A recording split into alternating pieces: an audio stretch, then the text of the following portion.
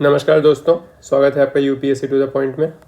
आज हम Indian express जनवरी 15 2023 का एनालिसिस करेंगे। तो फ्रंट पेज में कुछ ऐसी काम की खबर इतनी है नहीं इम्पोर्टेंट, बस एक ही है, China Bhutan agrees to move forward on road map for their boundary talks. तो चाइना और भूटान के बीच में बाउंड्री टॉक्स होनी है और इसमें आपको ये पता होना चाहिए कि इंडिया और भूटान के बीच में एग्रीमेंट है कि भूटान जो है कोई भी फॉरेन पॉलिसी का डिसीजन अगर लेगा तो इंडिया से कंसल्ट कर लेगा। ऐसा कुछ फ्रेंडशिप ट्रीटी है इंडिया और भूटान के बीच में, तो यहाँ पे इंडिया का भी रोल होगा। India will monitor any move to take forward the China Bhutan talks. It viewed Chinese presence near Doklam as a major security concern close to the strategic Siliguri corridor. China has also staked claim to a wildlife sanctuary in Bhutan near the border with Arunachal Pradesh. ठीक है, तो आपको ये थोड़ा, इसमें कोई अभी major update नहीं है, लेकिन अगर कोई मेजर अपडेट होगा तो आप ज़रूर देखिएगा। इसके अलावा संडे एक्सप्रेस में आज कुछ ऐसा खास है नहीं और हम सीधे पहुंचते हैं एडिटोरियल पेज पे। हाँ, तो एडिटोरियल पेज में आज एआई से रिलेटेड फिर से एक न्यू है आर्टिकल जो काम का थोड़ा है। हमने एआई के बारे में ऑलरेडी चैट जीपीटी वगैरह के बारे में डिस्कस करा है, तो इसमें बेसिकली एक दो पॉइंट और हैं कि चैट जीपीटी के बारे में बताया गया कि कैसे आजकल जो स्टूडेंट्स वगैरह एज असिस्टेंट्स यूज़ कर रहे हैं चैट जीपीटी का होमवर्क वगैरह पूरा करने के लिए, और टीचर्स को पता भी नहीं चलता है कि होमवर्क बेसिकली बच्चे कर रहे हैं या फिर चैट जीपीटी कर रहा है। तो इसके बारे में इन्होंने बताया कि मशीन जो है जैसे कि चैट जीपीटी, एआई वगैरह, इनके आने से और इनमें और ह्यूमंस में क्या डिफरेंस है और इनके आने से हमारे जीवन में क्या परिवर्तन करना चाहिए, इस बारे में बात करी गई इस आर्टिकल में। तो इन्होंने लिखा है, we can not compete with a machine when it comes to following instructions and carrying out task with efficiency and accuracy. ठीक है, अगर प्रॉपर इंस्ट्रक्शन और एक्यूरेसी से टास्क पूरा करना है तो मशीन ऑब्वियसली अच्छा काम करेगी, क्योंकि मशीन एक रूल के हिसाब से चलती है। लेकिन हम जो है, जब कोई, इन्होंने आगे ये बताया कि जब हम कोई ऐसा डिसीजन लेना पड़ेगा जहाँ पे इंट्यूशन काम आएगा, वहाँ पर मशीन इरिलेवेंट हो जाती है, मशीन वहाँ पे काम नहीं कर सकती है और एडाप्ट मशीन नहीं कर सकती अलग अलग सिचुएशंस में। उसके बाद इन्होंने बताया कि हमारे स्कूल्स वगैरह को मॉडिफाई करने की ज़रूरत है। We need to reflect in our education system is giving enough scope for the skills to be developed. Are schools equipped with a comfortable student-teacher ratio where each students get a chance to ask questions and nurture their curiosity?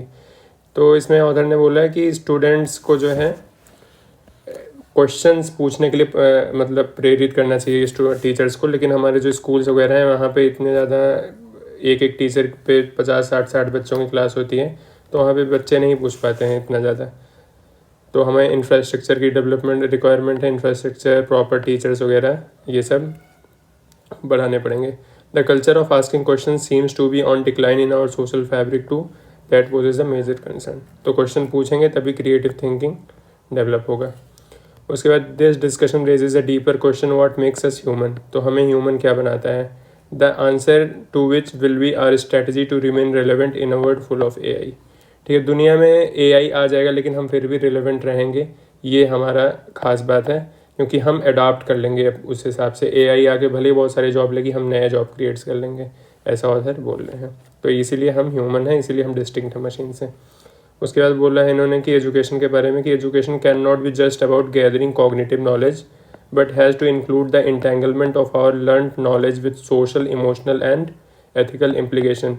तो education केवल cognitive knowledge के हिसाब से नहीं होनी चाहिए। Cognitive knowledge मतलब जो आप पढ़ के अपनी सेंसेस से समझते हैं, कि पढ़ के लिख के, पढ़ाई वाली नॉलेज केवल नहीं होनी चाहिए एजुकेशन। ठीक है, एजुकेशन क्या होनी चाहिए? सोशल, इमोशनल और एथिकल इम्प्लीकेशंस और इनका इंटेंगलमेंट होना चाहिए, तब वो प्रॉपर एजुकेशन होगी, और यही हमें जो है मशीन से डिफरेंट बनाती है।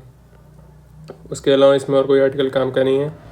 वर्ल्ड न्यूज़ पे भी ऐसी कुछ खबर है नहीं। एक जो है यहाँ पे स्वीडन का एक सिटी है किरूना। ठीक है, किरूना सिटी में बहुत रेयर अर्थ मेटल्स का बहुत बड़ा डिपॉजिट पाया गया है। तो किरूना सिटी अगर आपसे कभी प्रीलिम्स में पूछ लिया जाए तो ये स्वीडन में है, नॉर्दर्न पार्ट ऑफ स्वीडन में है। और स्वीडन के अराउंड कौन कौन सी कंट्रीज़ हैं? नॉर्वे है, फिनलैंड है, और ये बाल्टिक सी है, ये वाला रीजन, और ये है गल्फ ऑफ, आपको ये कमेंट्स में लिखना है, गल्फ ऑफ बैरत, ऐसे ही कुछ नाम है इसका। ठीक है, तो ये किरूना सिटी, इसमें बस आपको काम कर इम्पॉर्टेंट है, और यहाँ पे लार्ज जो है डिपॉजिट मिनरल्स के पाए गए हैं, रेयर अर्थ मेटल्स के। रेयर अर्थ मेटल आज के नए टेक्नोलॉजिकल युग में बहुत जगह पर यूज़ होते हैं, कार्स वगैरह etc में। उसके बाद यहाँ पे इलेक्ट्रिक कार्स के बारे में पूरा आर्टिकल है, इसमें कुछ काम का है नहीं, लेकिन आपको ये पता होना चाहिए कि इलेक्ट्रिक कार्स 4 ब्रॉड कैटेगरीज में आती हैं। पहला होता है बैटरी पावर्ड ईवीज़, जो नॉर्मल ईवीज़ हम देखते हैं आजकल सड़कों पे, जो सीधे बैटरी केवल उसमें लगी होती है और मोटर लगा होता है, उससे चार्ज करते हैं, बैटरी चलती है। उसके बाद आता है conventional hybrid EVs. Conventional hybrid EVs हो गई जैसे कि फॉर एग्जांपल मारुति का ग्रैंड विटारा आया है।